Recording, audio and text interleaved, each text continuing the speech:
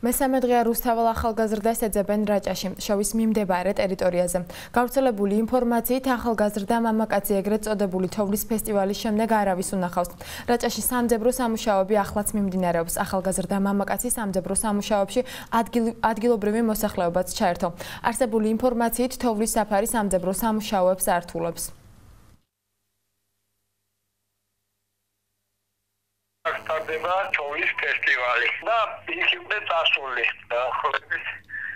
თერთმეტში 22-ში დღეს აღარ გამოვიდა ყოველ შემთხვევაში აჩამოვიდა ნუ გავყვე ვითარებაში არის რადგან დაბილად ვერ ვიტყვი დაიღუპა თუ ცხალია მაგრამ და ის სავარაუდოდ ფიქრობ სოციალი ან ვიღაცას გაყვა და იქედა ვიღაცას მოხებოდა ძღოს ისინი თარო გაბაჩერებია და ქადაო და ვიღაცას ესე იგი დაახალ ვიღაც ახლობლები და იმას გადაუждეოდა იმის შემდეგ აღარცა